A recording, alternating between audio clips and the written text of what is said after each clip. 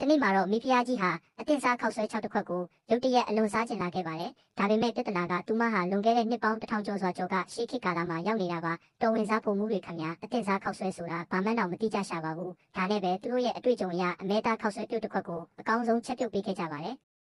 ဒါပေမဲ့မိဖုရားကြီးကတလုတ်စားကြည့်ပြီးတာနဲ့ချက်ချင်းပဲပြန်ထွေးထုတ်ပစ်လိုက်ပါတယ်။အရသာကအရန်ပေါ်ပြက်နိုင်လို့သူမကိုလုံးဝမကျေနပ်စေခဲ့ပါဘူး။ဒီအခါမှာတော်ဝင်စားဖို့မှုကြီးဟာစိတ်ထဲမှာတော်တော်လေးအလိုမကျဖြစ်သွားပြီးမိဖုရားကြီးကသူ့ကိုတမင်တက်တက်နှိပ်စက်နေတယ်လို့ပဲထင်လိုက်ပါတယ်။ဒါကြောင့်နောက်ထပ်ခောက်ဆွဲ60ခွက်ကိုထပ်လုပ်ပေးခဲ့ပြန်ပါတယ်။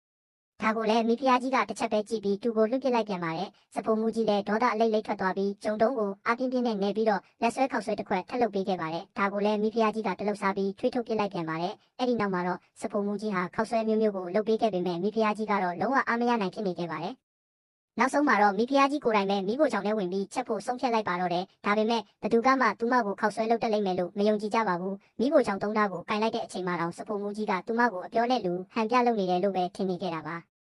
ဒါပေမဲ့နောက်တစ်စက္ကန့်မှာတင်မိဖုရားကြီးဟာဓာတ်ကိုကျွမ်းကျင်စွာဝေယမ်းပြီးဟင်းတီးဟင်းရွက်တွေကိုအမြန်ဆုံးလိဖြစ်ပြလိုက်တာကြောင့်အားလုံးအံ့အားသင့်သွားကြပါတယ်ဆက်လက်ပြီးသူမဟာခောက်ဆွဲဖက်တွေကိုသူမပတ်ပြီးပုံဖော်လိုက်ပါတယ်စပုံမှုကြီးခင်ဗျာဒီလိုထူးဆန်းတဲ့နည်းလမ်းမျိုးကိုတစ်ခါမှမမြင်ဘူးခဲ့ပါဘူးအဲ့ဒီနောက်ပုံဖော်ထားတဲ့ခောက်ဆွဲတွေကိုစီပူပူထဲမှာရွှေဝါရောင်တက်လာတဲ့အထိကြော်လိုက်ပါတယ်နောက်ဆုံးမှာတော့ဟင်းခတ်အမွှေးကြိုင်မျိုးစုံကိုထောင်းပြီးစကားနဲ့စစ်ကသူမရဲ့တီးတက်နံပါတ်1ဟင်းခတ်မှုကိုပြုလုပ်လိုက်ပါတယ်စပုံမှုကြီးကတော့ဒီဟင်းခတ်မှုကသူ့လက်ရာထက်တာလိမ့်မယ်လို့မယုံရဲသေးပါဘူးဒါပေမဲ့အသစ်စားခောက်ဆွဲရည်ကိုတငုံတောက်ကြည့်လိုက်တဲ့အခါမှာတော့သူ့လက်ထဲကဇွန်းဟာကျမ်းပြင်ပေါ်ကိုချက်ချင်းပြုတ်ကျသွားပါတော့တယ်ဘေးကလူတွေကအရသာဆိုးလို့လားလို့ဝိုင်းမေးကြပေမဲ့သူဘာမှပြန်မပြောနိုင်တော့ပါဘူးအဲ့ဒီအစားတူကိုအမြန်ကောက်ကင်ပြီးခောက်ဆွဲတွေကိုငန်းငန်းတက်ကုန်းစားပါတော့တယ်ကုန်းသွားတဲ့အခါကျမှဒါဟာသူ့တက်မှာအကောင်းဆုံးစားဖို့ရဲ့အစားအစာပါဆိုပြီးအတန်ကုန်အော်ဟစ်ငိုကြွေးပါတော့တယ်ဒီလိုနဲ့ပဲကမ္ဘာပထမဆုံးအသစ်စားခောက်ဆွဲဟာမမျှော်လင့်ပဲမွေးဖွားလာခဲ့ပါတယ်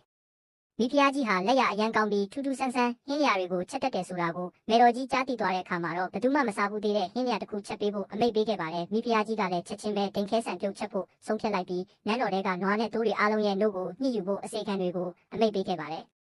ဒါကိုမြင်ရတဲ့တော်ဝင်စဖို့မူကြီးကတော့အဖိုးတန်တို့တွေကိုအလားအဖြုံးတီးနေတယ်လို့တိုးတိုးတိတ်တိတ်မချင်မနှက်ညှိတွားနေခဲ့ပါတယ်။ဒါပေမဲ့မိဖုရားကြီးကတော့ကောင်းမွန်တဲ့ဟင်းညာတစ်ခုအတွက်ပါဝင်ပစ္စည်းတွေကဘလောက်အရေးကြီးလဲဆိုတာမင်းဘာမှမသိပါဘူးလို့ပြန်ပြောခဲ့ပါတယ်။အဲ့ဒီနောက်တို့တွေကိုကြေးအိုးထဲထည့်ပြီးဖြည်းဖြည်းချင်းငွေပေးခဲ့ပါတယ်။ဟင်းညာမပျက်စီးသွားစေဖို့အတွက်မိပူရှင်ကိုတေချာထိန်ဖို့လဲအစီအကံတွေကိုမှာကြားခဲ့ပါတယ်